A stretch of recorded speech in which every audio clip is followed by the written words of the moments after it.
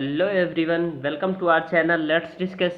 Friends, आज हम आप सभी के लिए क्लास 10th का मैथमेटिक्स सब्जेक्ट का वर्कशीट नंबर 42 लेकर आए हूँ। यह वर्कशीट 9 अक्टूबर 2020 के लिए है, 2020 के लिए। ओके फ्रेंड्स, तो आज आपका एक नया चैप्टर स्टार्ट हो रहा है, वृत्त की स्पर्श रेखाएं। वृत्त की स्पर्श रेखाएं, इसे आपको बेहतर तरीके से समझना है, बिकॉज ये बोर्ड के एग्जाम में बहुत इंपॉर्टेंट रोल प्ले करता है ये एग्जाम में। ठीक है, तो अगर आप फ्रेंड्स नए हैं हमारे चैनल पे तो चैनल को लाइक कीजिए, शेयर कीजिए, सब्सक्राइब कीजिए ताकि आपको लेटेस्ट नोटिफिकेशन मिल पाए। तो आइए स्टार्ट करते हैं। याद कीजिए और बताइए, दिए गए चित्र में रेखाखंड सी डी को क्या कहते हैं। ये जो रेखाखंड सी और ये डी है रेखाखंड, ये जो सी और डी है, तो इसको हम सिंपली क्या कहते हैं, जीवा कहते हैं। ठीक है, तो आप इसमें जीवा भरेंगे। अब उसके बाद कहते हैं वृत्त की त्रिज्या केंद्र और चाप वृत्त के अंतर्भाग या बहिर्भाग में स्थित है। तो ये अंतर्भाग में स्थित है। ठीक है, ये क्या है, अंतर्भाग में स्थित है।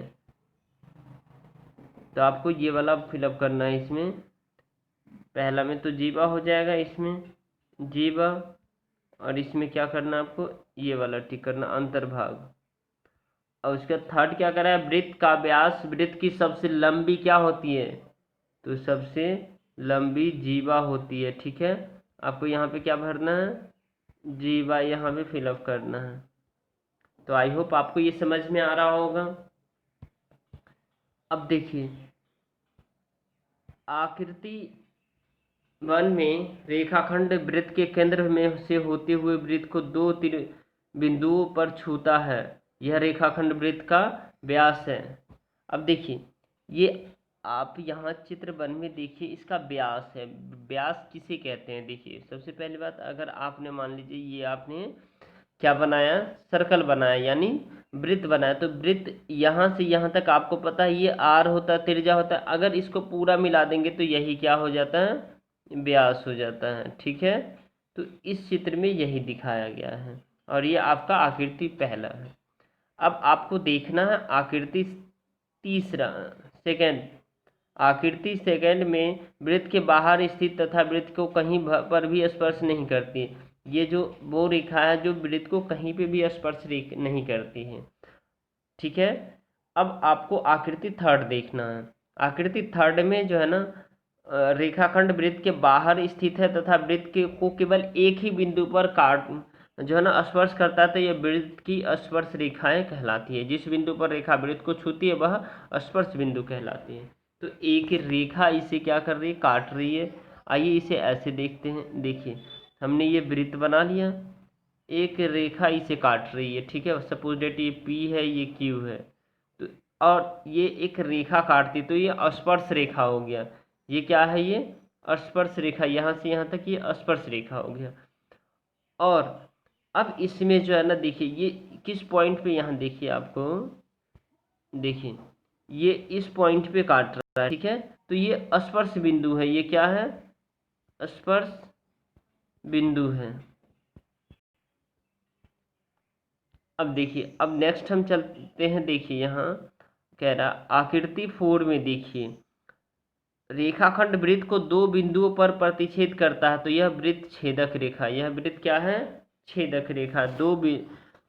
दो रेखाखंड वृत्त को दो बिंदुओं पर प्रतिच्छेद करती है। एक तो यहाँ कर रही है प्रतिच्छेद और एक यहाँ कर रही है, तो ये क्या होता है, छेदक रेखाएं होती है। ठीक है, अब देखिए आपको, अगर आपको यहाँ ये देखना है, अब हम कह सकते हैं कि चित्र 3 में ए बी वृत्त की स्पर्श रेखा है तथा पी स्पर्श बिंदु है। बिल्कुल, अब देखिए वृत्त की जीवा तथा वृत्त की छेदक रेखा से किस प्रकार भिन्न है। तो जीवा जो है ना क्या होता है, आपको जो है ना, देखिए वृत्त के अंदर काटेगा। ठीक है, अंदर ही अंदर, जबकि जी वृत्त की छेदक रेखा वो बाहर से काटती है। ठीक है, तो ये आपको याद रखना है। अब आप देखिए यहाँ वृत्त की जीवा छेदक रेखा तथा स्पर्श रेखा में तुलना कीजिए। तो वृत्त की जीवा वृत्त के अंदर स्थित होती है। वृत्त की जीवा क्या होती है, वृत्त के अंदर स्थित होती है, और जबकि वृत्त, जैसे देखिए वृत्त की जीवा वृत्त के अंदर स्थित होती है ना। वृत्त को दो बिंदुओं पर छूती है, एक तो ये बिंदु हो गया और एक ये बिंदु हो गया। ठीक है, छू रहा है। उसके बाद केंद्र से होकर जा सकती है, केंद्र से होकर, यहाँ केंद्र से होकर जा रही है, आपको पता है। अब देखिए, अब आपको छेदक रेखा करना है। क्या है? छेदक रेखा। छेदक रेखा क्या है? देखिए, ये वो रेखा जो वृत्त को दो बिंदु पर काटती है, यानी छेद करती है, आप ऐसे समझ सकते हैं। ठीक है। और वृत्त को दो बिंदुओं पर प्रतिच्छेद करती है, प्रतिच्छेद कर रही है, केंद्र से होकर गुजरती है, केंद्र से होकर गुजरती है, जा सकती है। अब देखिए, स्पर्श रेखा क्या होता है। अब आपको स्पर्श रेखा समझना है। क्या समझना है? स्पर्श रेखा। स्पर्श रेखा देखिए, ये स्पर्श रेखा है, वृत्त से बाहर स्थित होता है, ये बाहर स्थित होता है। ठीक है। ये मान लीजिए, इसे बी मान लीजिए। वृत्त को केवल एक ही बिंदु पर काटती, तो ये वृत्त को क्या कर रहा है? एक ही बिंदु पर काट रहा है, और कभी भी केंद्र से होकर नहीं जाती, तो ये केंद्र से होकर नहीं जाएगी ये। ठीक है। तो आई होप आपको समझ में आ रहा होगा। अब इस सभी क्वेश्चंस का आंसर देखते हैं। अब वृत्त तथा वृत्त की स्पर्श रेखा के उभयनिष्ठ बिंदु को कहते हैं। देखिए,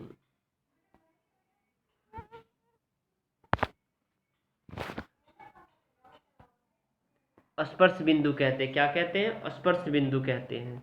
अब आपको सेकेंड नंबर क्वेश्चन था, जो आप एक वृत्त की कितनी स्पर्श रेखाएं खींच सकते हैं? तो हम एक वृत्त की स्पर्श रेखाएं अनेक, मतलब अनंत कह सकते हैं, इसे आप अनंत लिख सकते हैं। अनंत, अनंत खींच सकते हैं, बहुत सारे खींच सकते हैं। जैसे कि आप देखिए, यहाँ मैंने आपको एक फिगर के थ्रू बना के दिखाया, इस फिगर को मैं और अच्छे से देखिए, इधर से भी खींच सकते हैं, इधर से भी सॉरी, ये टच नहीं हुआ, इधर से भी खींच सकते, इधर से भी खींच सकते, इधर से भी, ये भी टच नहीं हुई, ये ऐसे सब टच होना चाहिए। देखिए, आप जैसे भी खींचते सब सारे जो है ना टच होना चाहिए। ठीक है। तो ये स्पर्श रेखा है। अब देखिए, थर्ड देखते हैं। एक चित्र द्वारा वृत्त की छेदक रेखा एवं स्पर्श रेखा में अंतर को स्पष्ट कीजिए। तो छेदक रेखा जो वृत्त के अंदर और बाहर दोनों से होकर जाते हैं, और वृत्त को दो मुख्य बिंदुओं पर काटती है, और स्पर्श रेखा क्या करती है? स्पर्श करती हुई जाती है। ठीक है, एक बिंदु पर। ठीक है। तो ये है आपका स्पर्श रेखा, ये है आपका छेदक रेखा। अब देखिए, सही और गलत आपको बताना है। क्या बताना है? आपको ये समझना पड़ेगा। यहाँ देखिए, क्वेश्चन यहाँ देख सकते हैं आप, क्वेश्चन यहाँ देखिए, ये पहला हो चुका है, दूसरा हो चुका है। आप एक वृत्त की कितनी स्पर्श रेखा खींच सकते हैं? अनंत लिख सकते हैं। एक चित्र द्वारा एक वृत्त की छेदक रेखा पर स्पर्श रेखा में अंतर स्पष्ट कीजिए। और अब फोर्थ है, सत्य तथा असत्य बताइए। वृत्त की छेदक रेखा एवं स्पर्श रेखा समानांतर हो सकती है। वृत्त की स्पर्श रेखा वृत्त को दो बिंदु पर स्पर्श करती है। अब देखिए, इसका आंसर हम यहाँ से देखते हैं, और आई होप आपको समझ में आ रहा होगा। देखिए, यहाँ देखिए, वृत्त की छेदक रेखा एक स्पर्श रेखा समानांतर होती है, बिल्कुल होती है। देखिए, जैसा कि मैंने यहाँ बताया, एक स्पर्श रेखा और वृत्त की रेखा, वृत्त की रेखा ये यहाँ हो सकती है। आपको इस दूसरे एग्जाम्पल के थ्रू भी मैं बता सकता हूँ। यहाँ देखिए, ये हो गया आपका, अगर यहाँ से आपने एक बिंदु किया और यहाँ से, तो ये भी क्या है? पैरेलल है।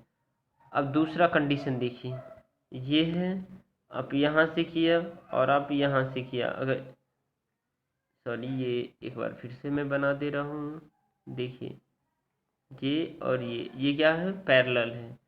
ये एक पॉइंट यहाँ कर रही है, एक पॉइंट यहाँ कर रही है। अब दूसरा ये देखिए, इसको आप ऐसे भी कर सकते हैं, ये भी पैरेलल है। ठीक है।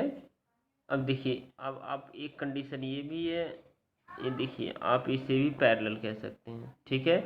मतलब पैरेलल का मतलब होता है समानांतर। ठीक है। आई होप आपको समझ में आ रहा होगा। अब आपको करना क्या है, ये देखिए, ये जैसे मैंने खींचा, तो ये क्या है? समानांतर रेखा है, समानांतर रेखा। ठीक है। क्योंकि ये इस बिंदु पर और इसको दो बिंदु पर काटती, यही रेखाएं क्या होती है? समानांतर होती है। अब देखिए, तो ये क्या है? सही और गलत करना था, तो ये क्या है? सत्य है। ठीक है, सही है। अब हमें क्या देखना है? क्वेश्चन नंबर बी है इसका। बी पार्ट बहुत इंटरेस्टिंग है।